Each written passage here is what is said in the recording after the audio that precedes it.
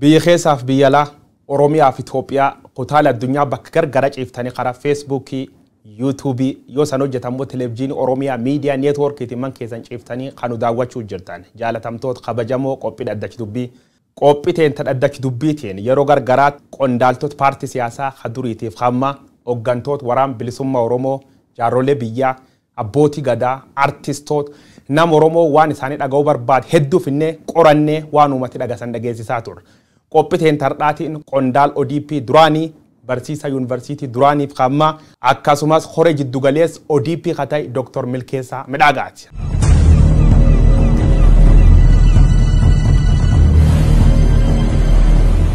ملكيسا مداغا دكتور خيسوما ندك دبي تاتي وان دوفتيف مقا وما ترومو بلانو الفادي غلطهم سنجد غلطهم متس جراكنا لكنو كتيب أيه غافم جال قباتين اتخيانا باركم لما فقراني سديتي ديبنا غاريتو كون ديستاني تيم لما اندور تيم لما أول قباتي ATM أديسو تاية ملكيسا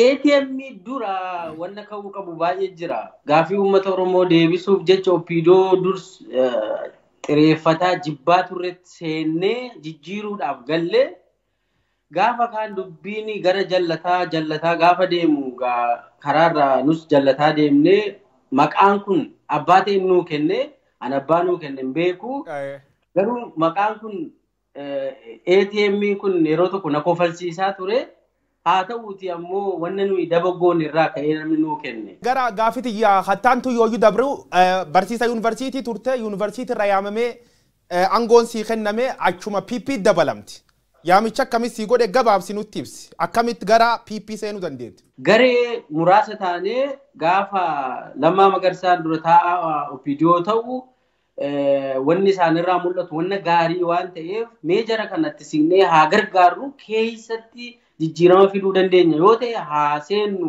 opiidoo jibbinu kana keessa haa seennu innee mari'annee garsan deemnee utuma ala teenyetu deeggarru guyyaa tokko bulammaan yaamee dhaaba seenaa keessatti nu gargaara wanni opiidoo kun hin beekamu gaafa kaannullee nama lama sadii irra jirru kana fixee TPLFin yoo nama qaama duriitti deebise opiidoon kun faanuma deema waan ta'eef humni haaraa seenaa nuun jedhee affeerraa nuu godhee akkasiin seenne gaafa seennu gaafii Oromoo koosii Oromoo dantaa dhimma Oromoo qabannee seenne malee aangoo fi barcuma faayidaa barbaacha hin seenne so kan itti seenneef gaafii dugda irra nu jira gaafii Oromoo qabannee instituushinii sana fayyadamnee erga saantii PLF walloluudhaa fedha qabaatanii gaafii Oromoo deebisuu danda'u inneetu amannee garsanitti seennee jechuudha.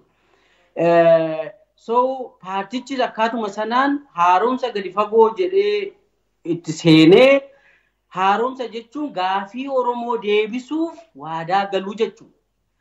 Riifoormii jedhamee kan itti seename riifoormii guddichi tokko gaafii uummataa deebisuudhumadha riifoormiin. Hiikoo biraa aangoo maal jechuu miti gaafii jajjabaa Oromoon kaasaa ture saboonni kaanillee kaasaa turan fakkeenyaaf gaafii Finfinnee daangaa ishii afaan Oromoo afaan hojii federaalaa gochuu sirna dimokiraasii dhugaa fiduu mirga dhala namaa biyya san keessatti akka bineensaatti ta'aa ture san fooyyessuu ceesisuu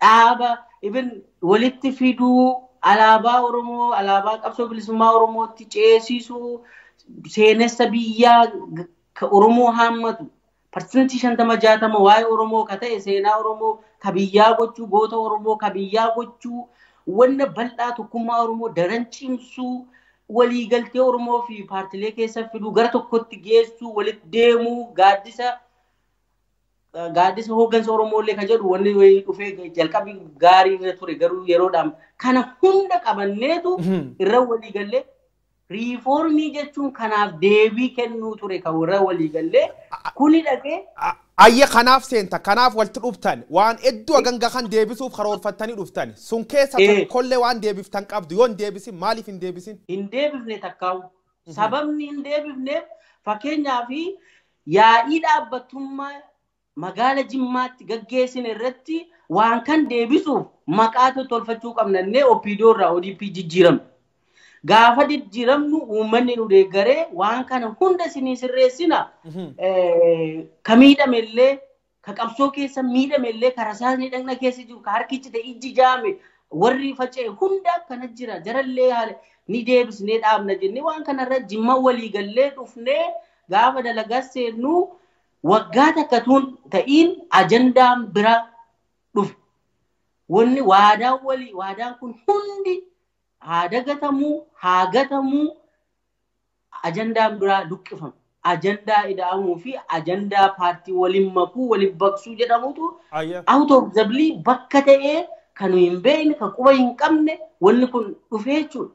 So deebisuu hin dandeenye sanarraa kan ka'ee ideological shift ta'ee jechuudha from ethno nationalism to ethno nationalism achi ce'ame wali gaafii sabaarraa baqatameetu maqaa biyyaa waan jedhamu ethno nationalismii kun dhufee jechuudha. Waan uummataa waa'ee siyaasa sabaa siyaasa maalii kaasuun maal siin jedhanii boo'icha siin jedhan waa'ee Itoophiyaa qaaquun mo'icha siin jedhan wanni jechuun gaafii sabaa dhimma sabaa paartii sabarratti hundaa'e wanna dhimmoota sabaa ka jedhamu kanarraa baqatameetu gara ajandaa biraa ajandaa faallaaceem kanaaf deebisuu hin dandeenye. Ayyee Oromoo keessa namni aangoon itti kennamtee Abiy Ahmad Ali muummichi ministeera Itoophiyaa kammaan tana is from nowhere namni beekin jiru namni qubqab hin jiru namni aangoo itti kennan tiim lamma sun keessa ati tokko turtee tiim lamma warreedhaan keessa mataan isa nami sadii si xaayiba lamma dabartanii hin jirtanii jechuudha.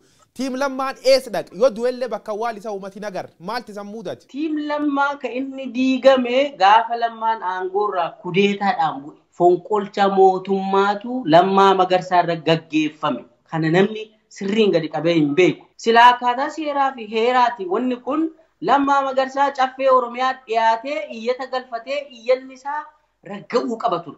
Akkaan. Ragga'uu qaba ture caffeedhaan sababa fedhaa dhiyaatu. Paartiin aangoorraa ari'atu waan fedhe kaasamu garuu caffee dhiyaatee iyyata galfatee caffee amansiifatee raggaasifachuu qaba ture Lammaa Magarsaa. Iyyata hin galfanne wanni raggeessi hin jiru. Lammaan utuun beekiin ganama isaa paarlamaa waamameetu caffeerraa aangoo utuu waan raggaasifatiin ministeera abbaa ta'e waan ta'e ta'ee dhageenya reediyoodhaan. Eenyu namni ajaja kan dabarse ajaji kun eenyurra darbe directly kuudeetaa deemsifameet. Fonqolchi mootummaa Lammaa Magarsaa irra godheenyu. Fonqolchi ka inni godhame koreen giddu galeessaa hin beeku waan kana. Diteelii isaa koree hojiraawwachiistuun beekuu danda'a. Dhugaa rabbiin siin jedha. Nama hedduu gaafadhe gaafsan galgala. Wanni ta'aa jiru eenyu maaltu ta'aa jira. Nu irratti mari'achuu qabna. Lammaa yoo rakkina qabaate gamaggamnee buusuu qabna akka koree giddu galeessaatti jennee nama hedduu gaafadhe namni sii deebisu hin jiru. So egaa waan ta'e keessa isaa hin beeku at least procedurally Lammaan caffee iyyata galfatee iyyanni isaa approved ta'uu qaba ture tu aangoorraan ka'in sanallee gaafadhe ani barre koree giddu galeessaarra guyyaa biraa gaafa wal geenyu muummicha ministeeraa Dr. Abiy Ahmadiin gaafadhe wanni kun heera naannoo cabe adeemsi maaliif adeemsi heeraa maaf cabe jedhee gaafannaan waa hunda baruu fi hiyyaalina deebinaan jedhu naa deebisan muummichi ministeera. Taatishi Lammaa Magarsaa fonqolchatti irra deem isan garee isa cufayyuu achi taansanii isan rukutu jalqaban Lammaa waan irra qab nami adara uumatitti kennate ka uumatiin uceesis jedheen qabsoo uummata Oromoo bakka darbatee ufillee darbatamee callisa afaan qabate taa'e man dubbatina ma uummatatti ni mina waan isan godhan. VOA irra taaseera gaafii uummataatu nurra jira ammarraa kaasee dafee tuunaan galiin kootiin jijjiirradhu kootii uummata Oromoon uffadhee jira ammatti kootii kana ofirraa baasee kootii Itoophiyummaan uffadhu jedhee viidiyoo VOA irra haaseera. Haa ta'uutii egaa itti aansee maaltu ta'uu qabaa waan jiru saffisaan wanni baay'een deemee ni mari'anna ni furraa ODP'n hin diigamu ni mari'anna akkaataatti pilaatfoormiin dhimma Oromoo irratti mari'annu ni jiraata. Maal waan jedhuun utuma wanni kun deemuu dubbiin garan taane deemee jechuudha. Ayyam wagga lamaafiyyuu deemuu jirra naannoo Lammaanuu eegan gorra guffameef wagga tokkoof wacaalee jira isaniin cufti eegii piippi keessa dhiibamtanii baatanii turtanii jirtan. Ab lamma magarsaa namoota hedduun man keessatti hidhamee turee jedha. Namooti kan kee ganatti dhumne namoota hedduun lubbuun hin jiruu jedha.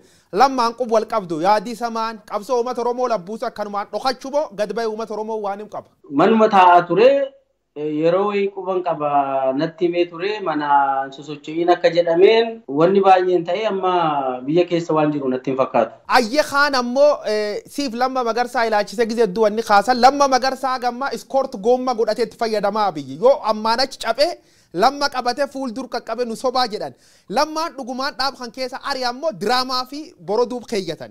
Doktar diraamaa jira. No. Lamma baay'ee akka diina tokkoffaatti dha kan. Baay'ee amma engadda kana eegdonni lamma hidhamaniiru galaanitti sassaabamanii hidhamaniiru. Sababa callisaniituma. Anyways maal siin jechuu fi lamma akka diinaatti ilaalu yoo nurratti ka'e nu burkuteessadhanii eegaa turani lammaanii jechuun baay'ee sodaatu waan ta'eef jechuudha.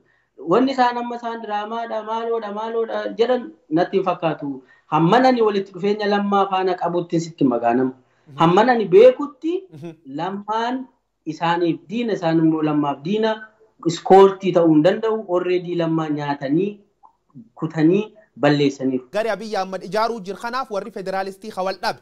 Kalammaan faan dhiibamuu jalqaban hasan yaadaan wal dhabda yoom irra jalqabeeti. Wanni kun yaa'ii Jimmaa booda gara yaa'ii Jimmaa booda ji'a 9 keessatti wanni kun raawwachuu jalqabee jechuudha. Yaa'iin Jimmaa naannoo fulbaana 2012ti. Achirraa kaasee ji'a muraasa keessatti yaanni adda addaa dhufe. Duulli Oromummaa irratti sabboonummaa Oromoo irratti bahaa mandara keessaa waa'ee Oromoo kana yeroo hunda hin booyinaa boo'icha keessaa ba'a kaffi bilaachuu tacaawatu sadarkaa Itoophiyaatti ol guddadhaa nama ta'a wanni jedhamuu jalqabee wanni kun otuma dafee haga kana fiigee ODP nurkaa diiganneen eegne nuyi. Wanni kun utuma akkasiin deemaa jiru lammaan gaafa aangoo irraa rukutamu dhaqee wanni adda addaa kun ida'amu PP maal wanni hundi waluma faana daamp nurratti ta'ee jechuudha. Sanbooda ol kaanee deemuu dadhabe. Waa'ee sabboonummaa Oromoo tuqaa lallaba turte Dr. Milkeessaa. Fakkeenyaaf shaneen diin Oromoo jecha turte. Oromiyaa miidiyaa neetwoork abaara turte qubqabna. Oromiyaa miidiyaa neetwoork ammaan tan diina siif. Shaneen ammaan tan siif diina. Gaafii tan deebisnaa gabaabsi. Gaafiin kun sirrii. Gaafa dhugaa dubbachuufan dura opiidiyoon turre. Opiidiyoo seennee kan gaafii Oromoo dhimma Oromoo ajandaa Oromoo qabannee seennee siin jedhe. Achirraa gaafa wayyaanee kuffifnee jennu dhiibbaa uummataatiin wanni nuyi beeknu Oromoon bilisoomeera jennee amannee jechuudha. Oromoon bilisoomeera Dr. Abiyyiin finnee masaraa galchineerra Oromiyaa kan harkaa qabu Lammaa Magarsaati. Waan feene teenyee akka furachuu dandeenya nama kan faanayyuu jennee waan yeroo sanitti amanneef jecha bilisoomneerra jennee waan amanneef jecha OMN qofa miti waboo qofa miti abaawos kaafaawos namoota dhuunfaa hedduullee irra duuleera. San yeroo sanatti akkaataa bilisoomneerra jedhee waan amaneef wanni biraa nu barbaachisu waraanni nu barbaachisu jedhee amane yeroo sana. Sanaaf jecha waa hedduu hararra dhaabadhee yoo laalu akkaataa gaafii keetiin sun dogoggora an bakka san hin jiru waan dogoggore saniifuu hundaa'u kan mufachiise redhee waan an amanuufi asumaanuu yoo naa eeyyamte dhiifama gaafachuun barbaada. Ulfaat Dr. Milkeessaa wani dhiifam caalan jirtu erkan kee dhumna dubbi lafa seenna Dr. Milkeessaa gaafiif deebii BBC Afaan Oromoo waliin gooteen economic zone lafa Oromiyaa ciranii mootummaa naannoo Amaaraa dabarsuu jiran jettee gaafiif deebii goote jirta. Eegis suni haal jajjaba keesseenuu kan kee qaba.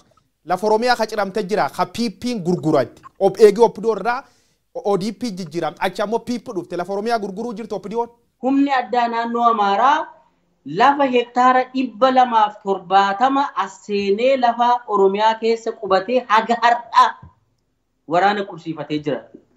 Naannoo Shanoo asii laga Xaafoo raachi dabartee naannoo Shanoo aanaa Qimbibiit magaala Shanoo naannoo sana humni addaa Asaaminoo Tsiggeen fidee qubsiise haga yoonaa himbane darbeeyyuu lafa sana investmentiif naannoon Amaaraa kennaa jira. Kana soba mitan waanan bulchaa ture waa irra taa'ee nama hundatti meera.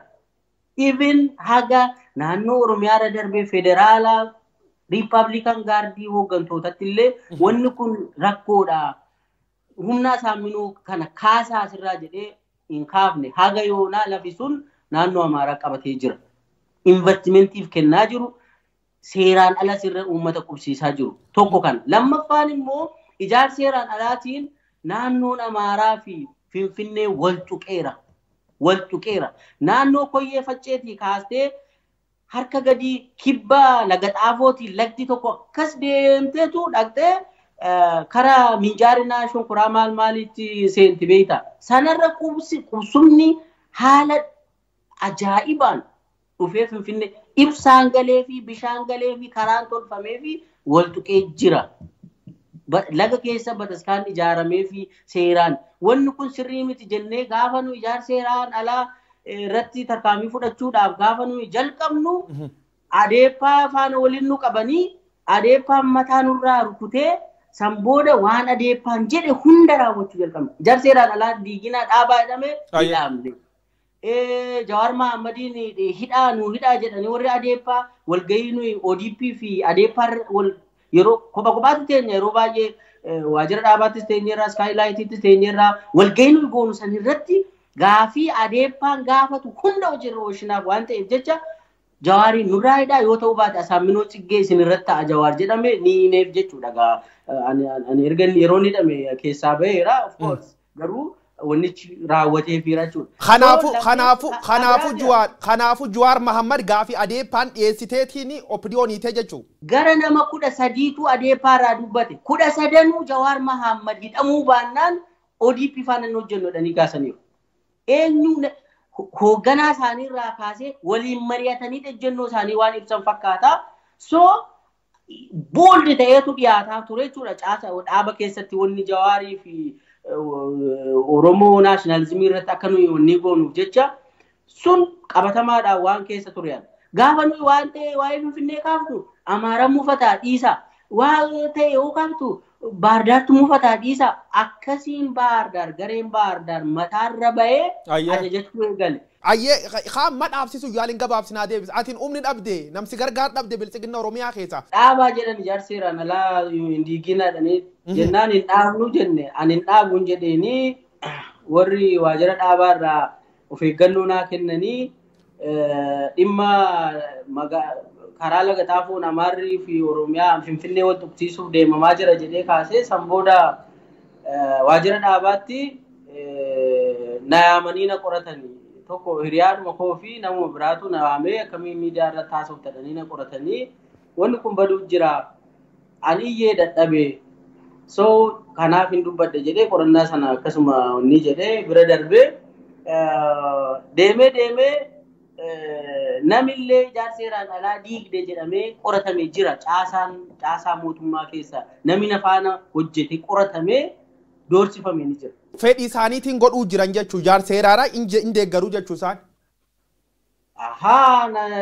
Amaarri naannoon Amaaraa diigina Amaaratu wannoo ta'a jedhee kaasnaan inni dhaabataaf gaafiin Amaaraa yoo fedhan baay'ee adeeppaan naannoon Amaaraa Abiy bushuu hin dandeenye ati jedhanii ittimu. Isaan mirgaaf bilisummaa akka malee qabu barga. Ati nuyi garuu hin afaan keessanittis dhimbisittiin jedhiinaa ni mufatu ni maal ta'u maal akkasuma afaan keenya qabnee teenya jechuudha.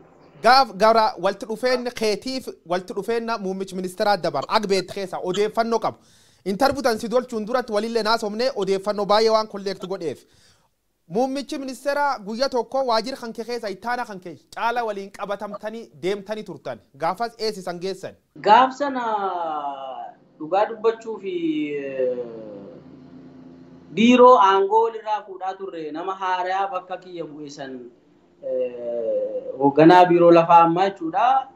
Utuu wal harkaa fuudhinsa aangoo irra jirru poolisii Oromiyaa erganii nu lameen nu qabanii nu fuudhanii deeman. Nu fuudhanii karaarra dhaabbannee bakka ta'e waliin bilbiluu iddoo ta'e bilbilanii asii godhanii akkas godhanii sa'aatii dheeraa erga nu dhaabanii booda maali dhiiroo eessa dhaqnannaan komishinii poolisiitu sin barbaadaa nuun jedhan. Komishinii poolisii taadaa anatti hin bilbiluwan hooggansa olaanaadha. Hoogganaa biiroo kaabinee naannooti. Ani poolisiin akkamiin qabamee deema jedhee qabaa fidaa jedhamne gaanu dhiifama nuu godhaa dooktar naan jedhu ijoolleen poolisiin waan beeknu hin qabnudhanii bibilbilanii booda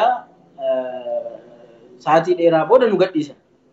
Eenyu akka nu qabee eessa nu geessu akka barbaadan tarkaanfii akkamii akka fedhan hin beeku.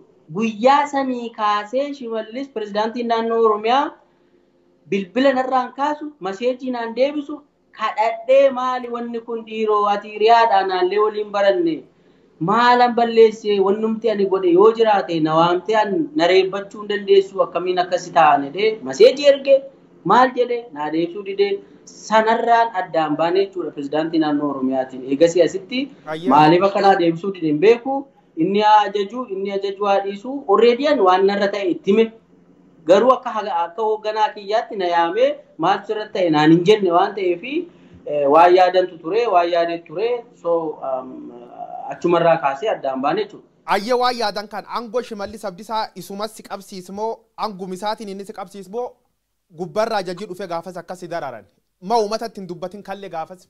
Achi teessee gaawaa kana haasa'uun xiqqoo natti ulfaata jechaa fi sodaanis ni jira sin dhosku haa ta'uuti garuu wanna tokko akka beekamtii olii ala hoogganaa biiroo tokko qabdee fuutee deemuun ni ulfaataan jedhu ilaalcha akkasiin qaba.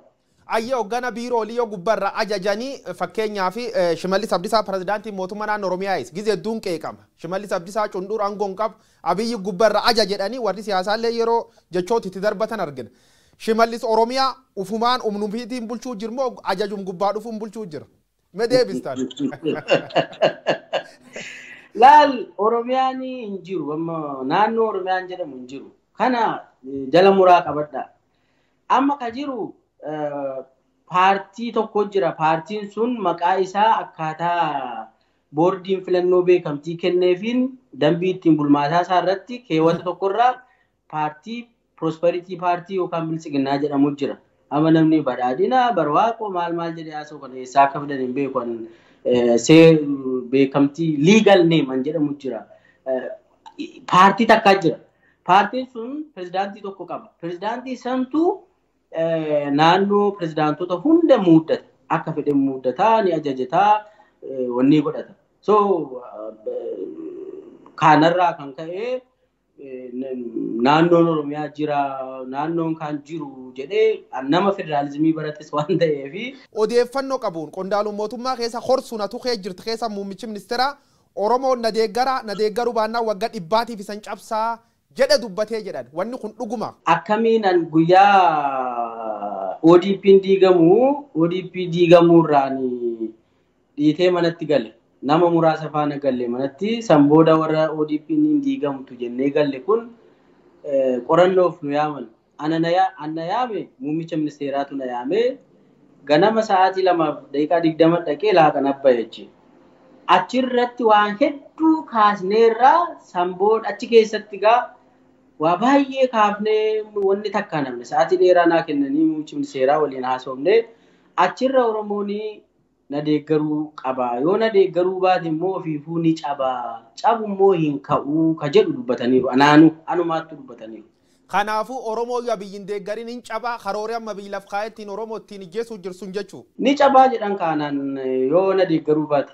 Doktor Milkeessa ma uummatatti nimina waan hagan gaareessan uummatatti mun qabdani uummata balleessuuf ijjeesuuf itti deemuu jiran isan hoggantooti Oromoon bakkeeyyatti si lamma warri am quuqam qabdan jedhanii uummatilleen kireeditii sanii kennu kun calliftanii taa'uun imaana uummata nyaachuu san hin taane. Laaboonni kun wanni humna keenya olii ta'e dhaqee dhugaasitti maan waan si dhos kun qabu waan justify godhadhu hin qabu.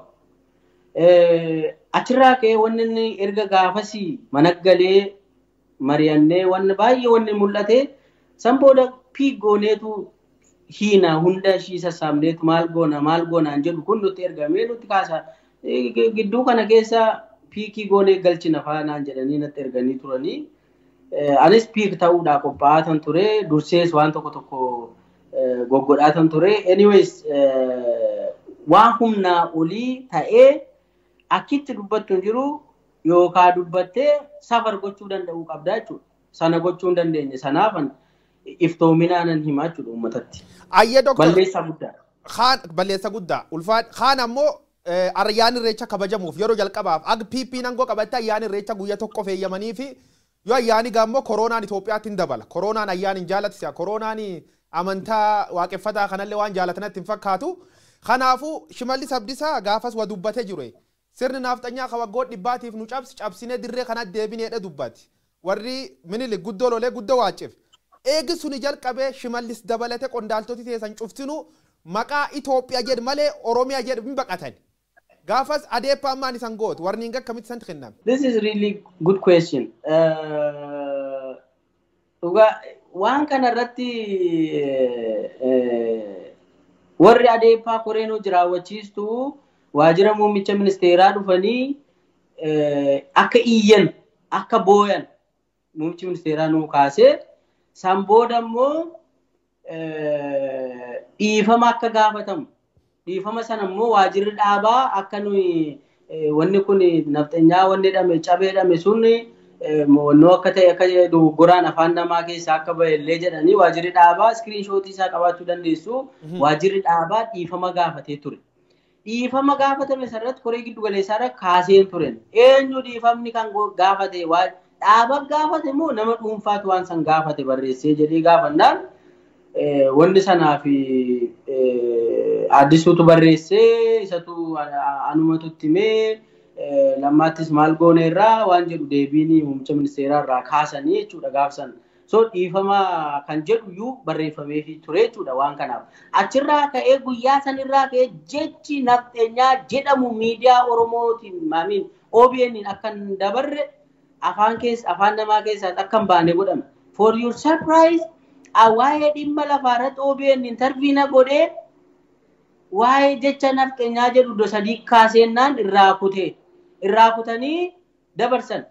Gaafa kana bojaan gaafadde bojaatti aanaa daayireektara OBN maaf kuttan anatoo jedhe waan nafxanyaa jecha jedhu sirna nama miti saba miti maaf keessaa baaftan jedhee gaafannaan kallattii gubbaanuu kaa'ame jecha nafxanyaa kana booda OBN dabarsuun qabuu naan jedhe bojaan. He is alive now bilbilaan.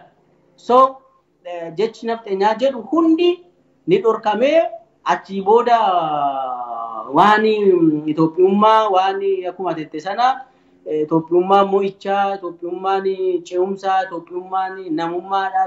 Waa'een Oromummaa fi Oromoo boo'ichaa, gadhaantummaadha. Kana keessaa ba'a, mandara keessaa ba'a, ol guddadhaa, kaffi bilaachuu tacaawatu, minaamin wanni jedhamu kun diskoorsii keessa gale. Kanan sila siin jedhe ideological shift from ethno-nationalism to ethio-nationalism jedhama. Ammachi namisa nafxanya jedhamu miidiyaa irratti hin dubbatanii atilleen qondaalallee keessa dubbannaani target godhamta. Aduu kun turin Hacaaluu Hundeessaa interviin waliin tolchirratti sirni nafxanyaa qeeqa ture.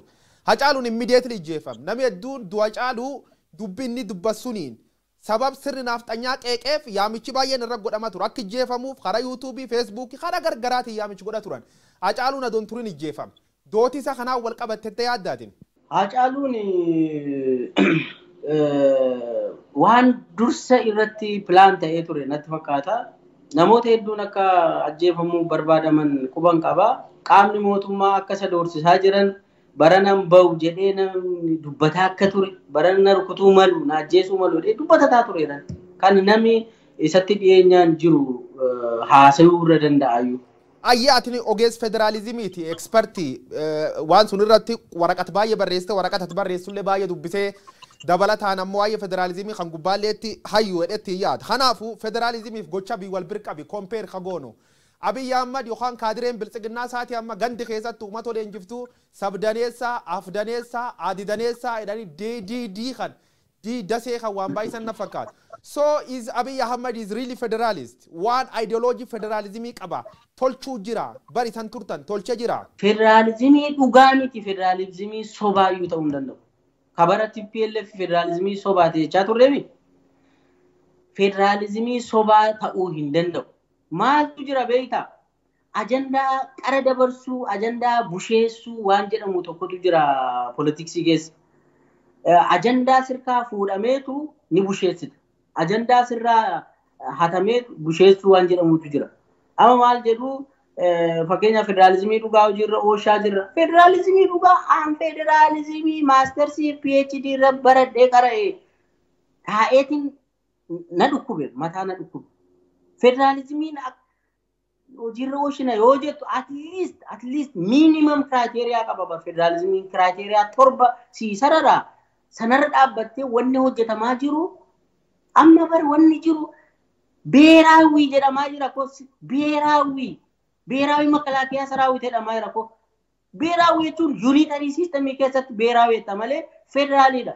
Biyya Ameerikaa ta'u biyyoota federaalistii ta'an keessa ብሔራዊን jedhamu hin jiru. Wanni dhossa wayi nu bira qabda. Waggaa hardhaa bardabree jiha gayyaa kan keessa Oromiyaa Media Network waliin gaafiif deebii goote jirti. Gaafiif deebii sun OMN illeen hin dabarsine kaayee jira. Yoo qabame ani dhamtaay yoo ani jeefamtaay interview tannaa dabarsaa itti nu kennat adaaraatu nu kennat sunullee laf kenneen dabarsine tursine jira du'a of sodaatte siidhuuf karoorsanii laal wanni ture yeroo san tokkoffaa akkuma siin jedhe erga kudeetaan gaggeeffame booda namoota lammaa dhiyaatan namoota mul'ata san morman namoota bilchiginaan dhufuun qabu ODP dhufuu qaba Oromoon hiree ofii murteeffannaa isaa ofiin bushuu danda'u qaba paartii maqaa Oromoo bifiyyee qabiyyeen Oromoo ta'e Oromoo bushuu qaba jettee haasoo ta'e balaan sirra ga'a. Of course anaan sihinaan jedhu natti dhufeera deegnatiin naannoo mana koo oolaa guyyaa wayis na hordofanii galgala keessa wanni ta'e jijjiira so wanni nani hubadhee hidhamuu mala duullee mala garuu waa uummanni dhaga'uu qabu baadheen du'echa warra OMN itti madhee isinillee galatoomaadha interviina gootanii ol keessan. Warqinee Tashoomaayeen Dr. Milkeessa. Awwaachiti na yaalisiin ka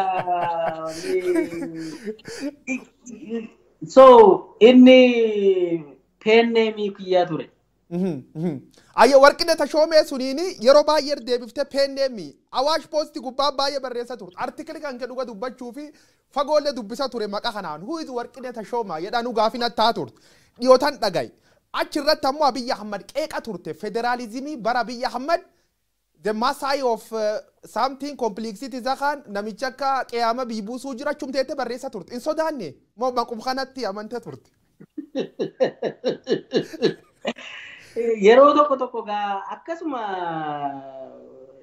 is normal gaafa afaaniin ofii gabbaatee hojjechuu dadhabdu immoo waan wayii godhu immoo qabda. Karaa ta'een si keessa waan jiru waa itti amantee waan dhugaa ta'ee keessa hin turanii hoggansa olaanaadha nan beekaa waan ta'e immoo dalaguudha qabda. Actually akkaataa saniin babarreessaa ture account maqaa kiyyaan miti wanni suni probably citiin taani na baasifte maal taate. Ayyee Hacaaluu Hundeessaa du'ee namoota hedduun dhumatanii yeroo muraas booda yeroo sunidha jira horteettan hora giddu galeessaa ODP ta duri taan cufisan teessisanii isan nam sadi si Lammaa Magarsaatiif Xaayibaa ujirraa ugguran namoota hedduu warningi kennaniifi jedhan korsun kee turte mee mariin guyyaa sun godhamtu maal fakkaatti sababi ittiin himatamtan maal fa'a? Ankora san irraa hin dhayne dubbiin akka inni hammaataa ta'e bareen irraa hafe maali mataa dhukkubsachuudhaan barbaanne sababni isaa akkaataatti ODP'n diigame ani hin fudhanne aga dhumaattis hin fudhanne maaliif ODP'n at least ODP'n Oromoo Democratic Party waan Oromooti jennee irra walii gallee gaafa Oromoo deebifna Oromummaa cimsinannee irra walii gallee dhufne gaafa sun diigamu paartii haaraa maqaa Itoophiyaa qabatee ideoloojii dudullachaa kana of keessan naqee dhufe ani hin fudhanne so gaafa kana achitti walgahii jira jedhame ani hin akka carraa lammaanis irratti hin hirmaanne akka carraa Xayyibaa sossobaniituma geessanii haleellaa dullaan irratti tumanii kophaatti argatanii isheen illee amma ta'e ofirraa faccisuu yaaltee difeen gochuu yaaltee haa ta'uuti garuu hunda keenya irraa suspend nu godhanii ana kan ittiin na himatanii iccitii keenya baasaa jedhanii na himatanii waa biraatiin nani manne iccitiin nu jalaa karaa feesbuukiitiin abbaa ta'e barreessaa maqaa hin beekna foolii barreeffama isaanii quba qabna maal kana kaasanii ragaa garuu dhiyeessuu hin dandeenyaati iccitiin taane baafteef amma so iccitiin nufaa dhiyeessaa turte mee warri icciti dhiyeessaa fi tursun dubbadre luqee jirra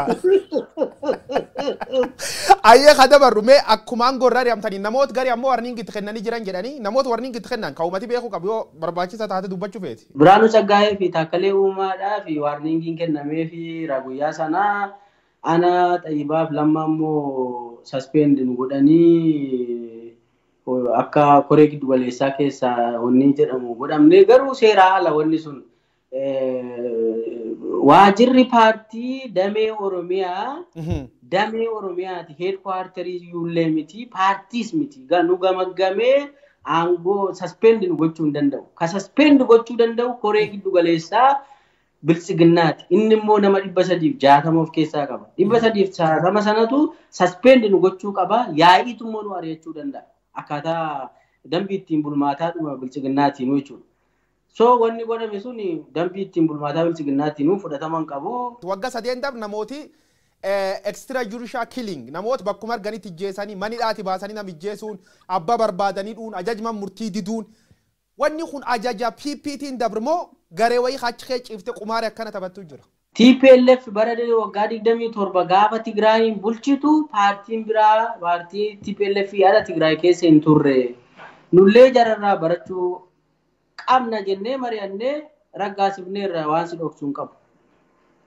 So seelii diinaa jedhamee ergasii yeroo dhiyoo asitti wanni tarkaanfiin fudhatamaa ture seelii diinaa jedhama.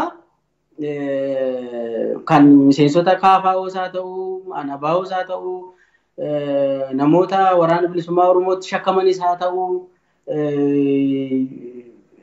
hunduu seelii diinaa jedhamaniitu lakkaa'amuu namoonni bebbeekamoon hawaasa sochoosuu danda'an community leaders warri ta'an hunduu yoo PP'n deeggaran taanaan seelii diinaa. Seelii diinaa immoo tarkaanfii irratti fudhadhaa jedhamee kallattiin gubbaadha kennama.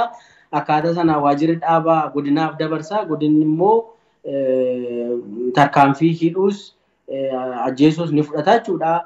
Gaaf kaan yoo abaluu hin waan si suukkanneessu maal gootuu hiitu waan gootan godha gadi baasaa waan gootan godha jedhama asii gadi waan si suukkanneessu nama hidhuun yoo carraa argattee dhamtaa jechuudha.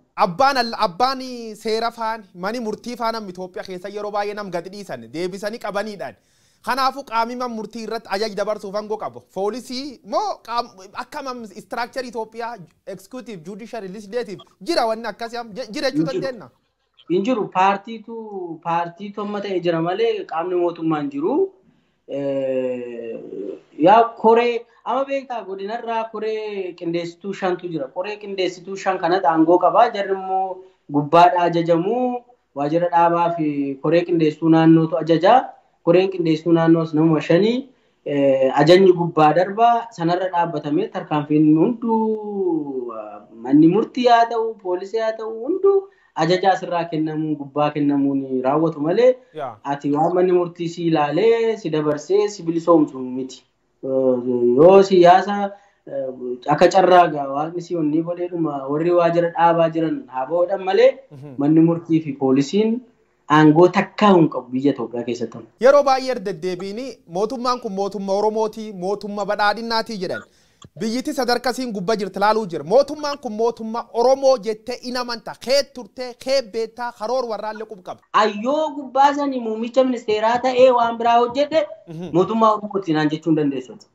So sirnichi sirna Oromoof Oromummaaf ta'uu miti. Deemee paartiin PP'n salfi mirgas hiree ofii murteeffannaa Oromoo ni daaka ni balleessa. Ajaji tokko kadabre dhaga'ee ajaji sun ati korsuun kee jiraatin beeknu Oromoo yoo walitti dhufu nu mormuu danda'a. Kanaafuu Oromoo walitti qabamuu dhowweedhanii karoor kaanii jiran. Sun keessa tokko karoorii irreechi Finfinnee irra kabajamuu dhowwuu kan.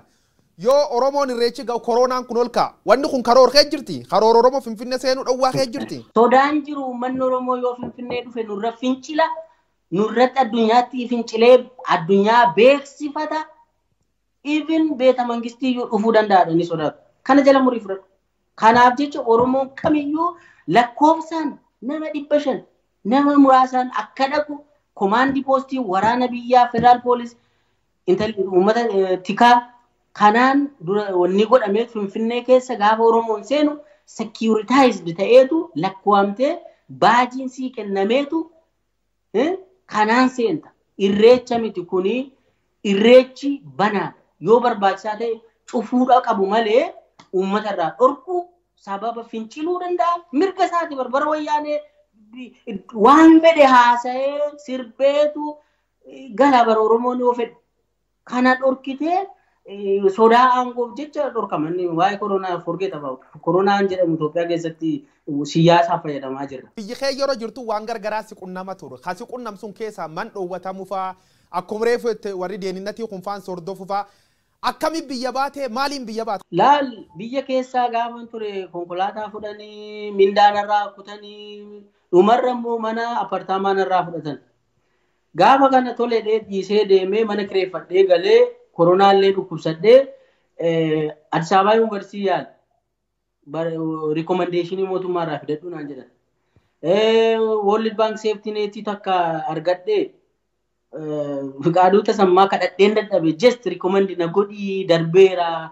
World Bank Safety Net Oromiyaa Coordinating Office argadhee kadhadheen dadhabe dhugaa rabbii dubbachuudhaa fi indidanii inni joo baay'ee ilaala wanni jedheen hunduun sodaatan mootummaa sodaanna maal jedhan. So ani dhuunfaan dalagadhee hojjedhee jiraachuu hin danda'u.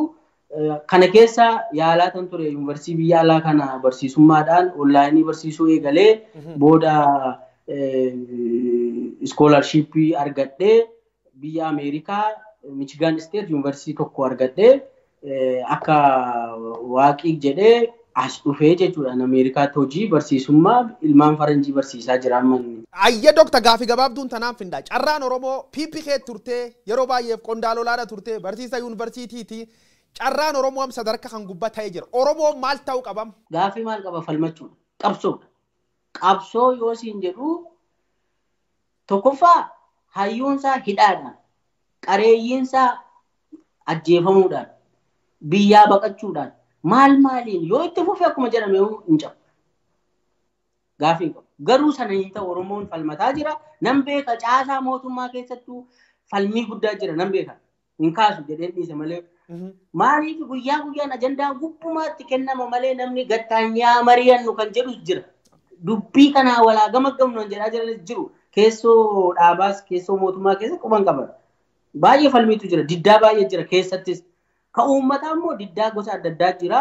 Garuu deebee Oromoon of ijaaree dammaqee dubbiin kun sirni godhamaa jiru kun sirna Oromoodhaaf ta'u miti. Kana jala muree baruu qaba. An keessa nama political science barateen nama mastersii PhD ko political science keessa jiraatan siyaasa Itoophiyaa sirrii tan beekan. Hin deemsis Oromoodhaaf hin ta'u. Oromummaaf hin ta'u. Kaleessa hin taane harree qalleerraa seennee immoo laallee harree ganneerrama an uummata irratti darbaa hin godhu jecha mana taa'aa tureera waan godhuu qabu immoo keessaanis godheera. Egaa namni hunduu dhimma Oromoo kana amma danda'een dhugaa jiru yoomiyyuu taanaan baasuudhaaf haasa'uudhaaf irraan deebi'u uummanni Oromoo cichee falmachuudhuma qaba jedheen amanaa isin naa galatoomaa kanuman jedha. Ulfaa Dr. Milkeessaa.